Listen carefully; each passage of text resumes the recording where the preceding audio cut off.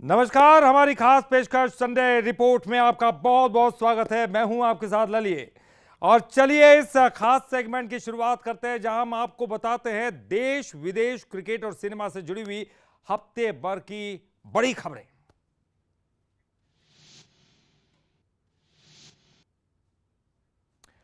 मध्य प्रदेश के पूर्व मुख्यमंत्री दिग्विजय सिंह एक बार फिर खास अंदाज में दिखाई दिए। उन्होंने कांग्रेस के मंच से दूरी बना ली और दर्शकों की कतार में बैठे दिखे। आखिर क्यों अपनी पार्टी के मंच से दिग्विजय ने दूरी बनाई, देखिए। मध्य प्रदेश कांग्रेस के बड़े शक्ति प्रदर्शन जय हिंद सभा में सब कुछ सियासी राजनीति जैसा था, लेकिन जो सबसे ज्यादा चर्चा में रहा वो था मंच से दूर बैठे दिग्विजय सिंह। ग्वालियर में उन्होंने जो ऐलान किया था उसे दिग्विजय सिंह ने जबलपुर में निभा दिया कि भाई ये मंच की लड़ाई समाप्त करो। मैं आपको अनुरोध करता हूं और प्रार्थना करता हूं कि मैं आपके कांग्रेस के और किसी मंच पर भी मैं नहीं बैठूंगा, नीचे बैठूंगा। दिग्विजय सिंह ने ग्वालियर की संविधान बचाओ रैली में मंच पर बैठने को मची अफरा तफरी और नेताओं की रेलमपेल के बाद ये ऐलान किया था।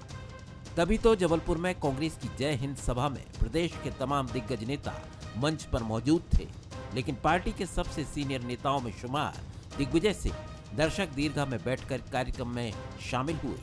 कांग्रेस विधायक और पूर्व मंत्री लखन घनघोरिया उनके पास आए, उनके पैर भी पकड़े, मंच पर आने को कहा, लेकिन दिग्विजय सिंह ने साफ मना कर दिया। अब देखिए, ऐसा है कि अब मंच पे भाषण दिया उन्होंने, तो इसका मतलब ये कि पूरी कांग्रेस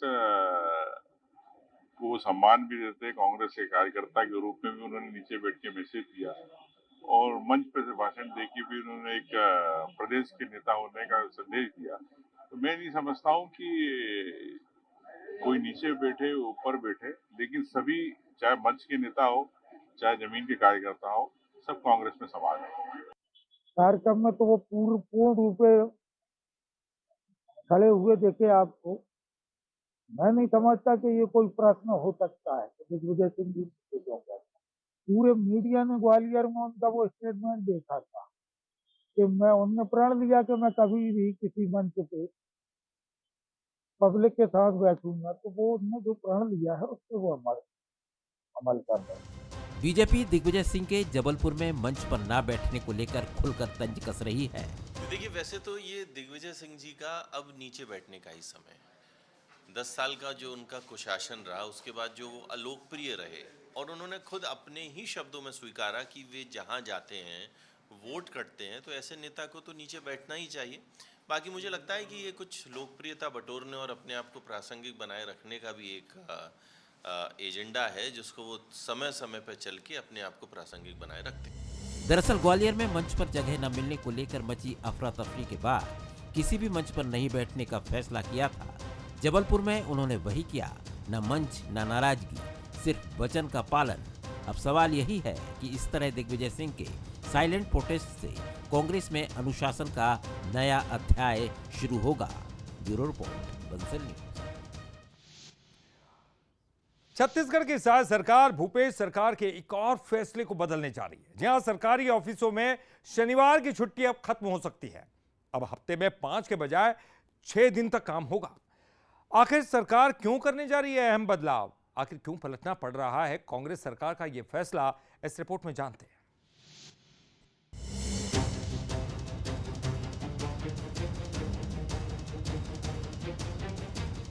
छत्तीसगढ़ के सरकारी ऑफिसों में वर्क कल्चर को लेकर बड़ा बदलाव हो सकता है। 5 डे वर्किंग सिस्टम को खत्म करने की कवायद की जा रही है।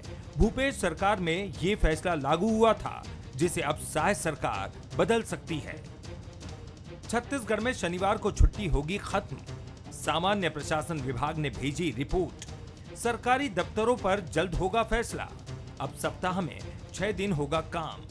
रविवार को ही रहेगा साप्ताहिक अवकाश। पुलिस विभाग मंत्रालय में पहले ही लागू है आदेश।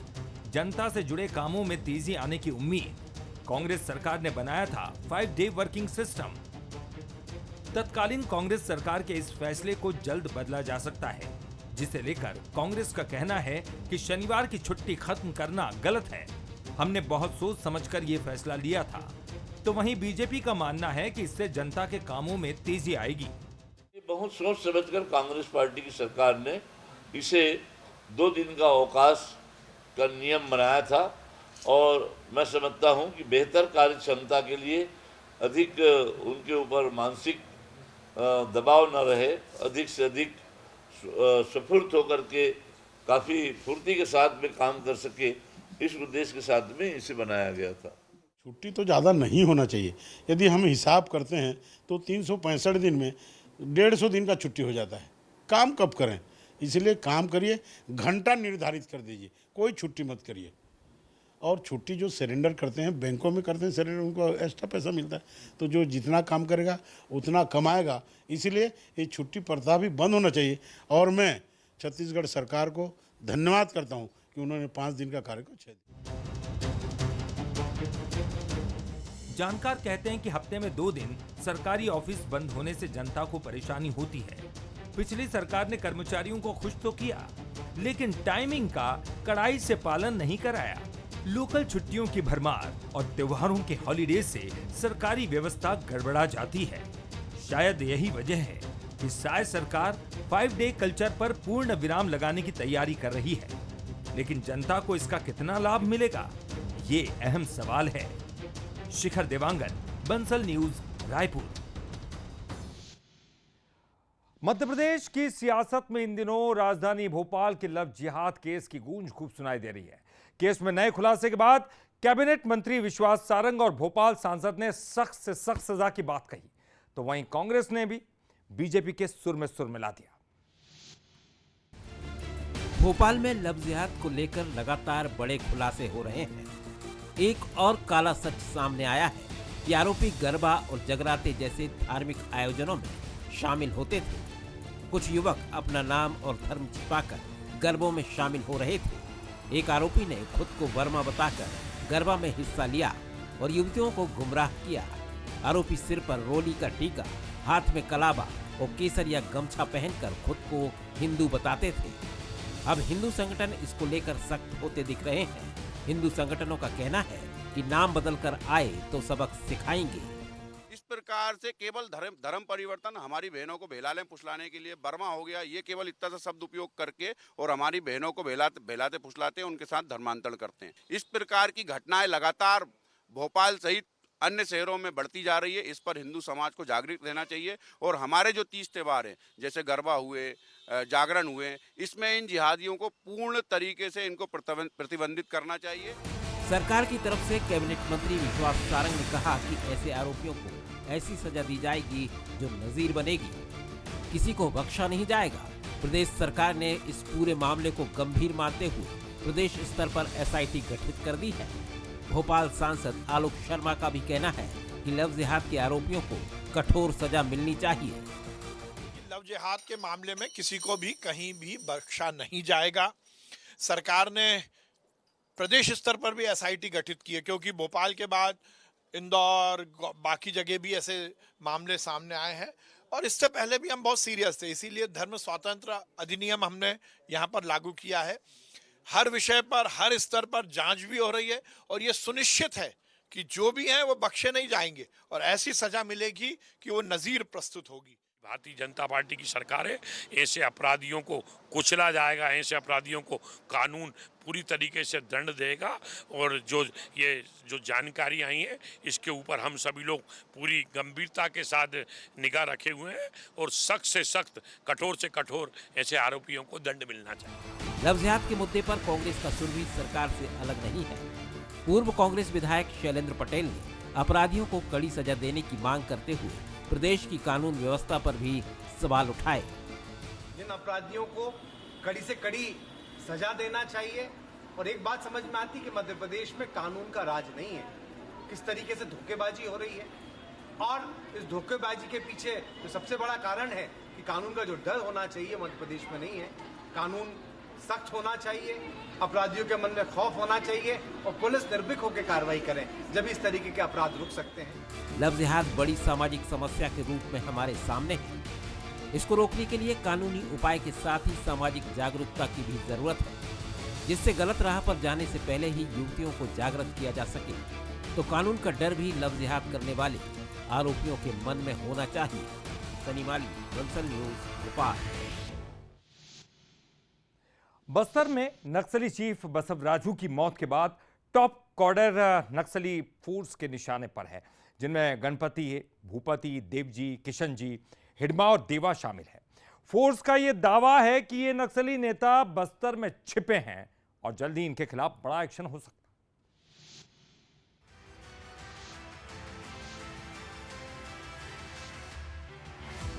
बस्तर के ये घने जंगल दिखने में जितने खूबसूरत हैं, नक्सलियों के छिपने के लिए उतने ही आसान और सुरक्षित जगह। हालांकि फोर्स ने इन घने जंगलों में भी नक्सलियों की कमर तोड़ कर रखी है। नक्सली चीफ बसवराजू को ढेर करने के बाद फोर्स के निशाने पर 15 से ज्यादा बड़े माओवादी हैं। फोर्स के निशाने पर बड़े नक्सली मल्लो जुला वेणुगोपाल उर्फ सोनू दादा, थिप्पेरी तिरुपति उर्फ देवजी, गणपति, सुजाता, माडवी, हिडमा, देवा समेत 15 बड़े नक्सली निशाने पर। फोर्स को बड़े नक्सलियों के मिले इनपुट। बस्तर में छिपे हैं सभी बड़े नक्सली। नक्सली संगठन को नए चीफ की तलाश। बसवराजू की मौत के बाद महासचिव की तलाश। आंध्र और तेलंगाना के कमांडर को मिलेगी जगह। बस्तर लंबे समय से नक्सलियों का सुरक्षित ठिकाना रहा है, लेकिन अब सुरक्षा बलों के जवान आतंक की मान में घुसकर उनका सफाया कर रहे हैं। सुरक्षा बल के पास सबकी लोकेशन की जानकारी है, उसी आधारित हम लगातार अभियान संचालित कर रहा है। और जिस तरीके से 2024 और 25 में हमको काफ़ी उल्लेखनीय सफलता मिला, काफ़ी निर्णायक बढ़त मिला, उसी हिसाब से आने वाला समय में भी हमको नक्सल विरोधी अभियान में काफ़ी उल्लेखनीय बढ़त प्राप्त होगा और उसी दिशा में हम लगातार ऑपरेशन कर रहे हैं। जानकार भी मानते हैं कि नक्सलियों के चीफ बसवराजू की मौत के बाद संगठन में नेतृत्व संकट खड़ा हो गया है। अबुझमाड़ में बसवराजू की मौत के बाद कहीं ना कहीं इंद्रावती प्रोजेक्ट टाइगर या बटालियन नंबर 1 का इलाका या गंगालूर का जो बल्लाडीला की तराई वाला जो क्षेत्र है, वो नक्सलियों के लिए जो है महफूज इलाके अभी भी बचे हुए हैं, जिनको लेकर के फोर्स लगातार तैयारी कर रही है और आने वाले समय में इनके खिलाफ फोर्स सघन अभियान छेड़ेगी। बस्तर में नक्सलवाद कमजोर हुआ है, लेकिन पूरी तरह समाप्त नहीं। हालांकि आतंक के खात्मे में सुरक्षा बलों की सतर्कता और स्थानीय विकास की पहल अहम होगी। साथ ही नक्सलियों के सरगना के लिए सुरक्षित माने जाने वाले पॉकेट्स पर गाढ़ी नजर रखना और सूचना तंत्र को मजबूत करना फोर्स की अहम जिम्मेदारी रहेगी। अगर इन मोर्चों पर जवानों ने बेहतर रिजल्ट दिया तो और भी बड़े नक्सली जवानों के हाथों ढेर हो सकते हैं। रजत वाजपेयी, बंसल न्यूज, जगदलपुर। 2015 में एक फिल्म आई थी मांझी द माउंटेन मैन, जिसमें दशरथ मांझी की मेहनत हम सभी ने बड़े पर्दे पर देखी। बिहार के इस लाल की तरह ही छत्तीसगढ़ के बीजापुर के लोगों ने भी कमाल करके दिखाया है। जी हां, केशकेतुल गांव के लोगों ने अपनी मेहनत से सड़क बनाकर एक मिसाल पेश कर दी है। कुछ ग्रामीणों के द्वारा एक मार्ग को बनाया जा रहा है। मार्ग क्या है, वो आप मेरे पीछे ये तस्वीर देख रहे हैं। इस तस्वीर से आप समझने का प्रयास करिए कि प्रशासन और जब तमाम वो सिस्टम के अधिकारी कर्मचारियों के पास जब इनकी गुहार पहुंची और उसके बाद भी इनका निराकरण नहीं हुआ, तो इन्होंने मजबूर होकर के इन्होंने जो है इस मार्ग को बनाने के लिए फैसला किया। बीजापुर के केशकेतुल गांव के लोगों ने 1 या 2 किलोमीटर नहीं बल्कि तन मन और धन से 8 किलोमीटर तक सड़क बनाने का बीड़ा उठाया है, जो केशकेतुल को सुराखेड़ा पारा से जोड़ती है। करीब 70 से ज्यादा परिवारों ने अपनी बचत और वनोपज की कमाई से पैसा जुटाकर सड़क बनाने की ठानी है। ग्रामीणों का कहना है कि प्रशासन से और सरकार से कई बार गुहार लगाई, लेकिन कोई फायदा नहीं हुआ, जबकि ये सड़क बीजापुर विधायक विक्रम मंडावी के घर से महज 5 किलोमीटर दूर है।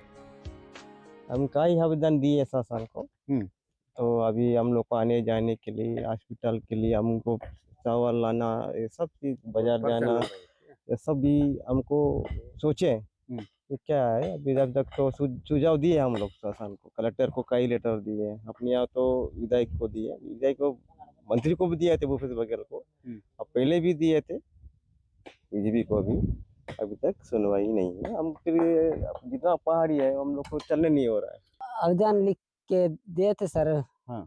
मतलब पास ही नहीं हो रहा है कि कैसा हो रहा है, लेकिन नहीं आ रहा है सड़क, इसलिए मतलब हम लोग घर घर के 1200 चंदा करके हम लोग मशीन से काम किया, मशीन ला के मतलब काम किया। अभी 1 किलोमीटर से ज्यादा सड़क बन गई है। जेसीबी से पहाड़ काटकर सड़क बनाई जा रही है, जिसमें ग्रामीण भी लगे हैं। इधर जनपद पंचायत सीईओ का कहना है कि सड़क पीएम सड़क योजना के तहत प्रस्तावित है, लेकिन आवंटन नहीं हुआ। डीएम साहब के साथ जाकर ग्रामीणों को बैठक किया था और ग्रामीणों को समझाइश दी थी कि पहले जब सड़क सरकार स्वीकृत करती थी तो आप लोग ही सड़क और पुल पुलिया निर्माण न होने देने की जानकारी देते थे, जिसके कारण आप लोग वंचित रह गए। अब चूंकि आप लोग इसकी मांग कर रहे हैं तो निश्चित रूप से प्रशासन योजनाबद्ध तरीके से आपकी मांगों की पूर्ति करेगी। प्रशासन के दावे और हकीकत की पोल ग्रामीणों की मेहनत करती ये तस्वीरें खोल रही है, जो दिखाती है कि ये सड़क सिर्फ मिट्टी और पत्थर से नहीं, बल्कि हिम्मत, उम्मीद और सामाजिक एकता से बनी है। ये सड़क एक जन आंदोलन बन चुकी है, जिसमें हर उम्र के लोग अपनी भागीदारी निभा रहे हैं। Satish allure, Bansal news, Bijapur. मध्य प्रदेश के पठारी में जहां पत्थरों की चट्टानों से तराशी जा रही है ऐसी मूर्तियां जो देखते ही दिल को छू लेती हैं, और खासकर जैन तीर्थंकरों की ये जो मूर्तियां हैं जो कि उड़ीसा, राजस्थान, कर्नाटक के कारीगरों की मेहनत से बन रही हैं, ये मूर्तियां इतनी जीवंत हैं कि लगता है कि बस अब बोल ही पड़ेंगी। आइए देखते हैं इस अनूठी कला और इसके पीछे की कहानी।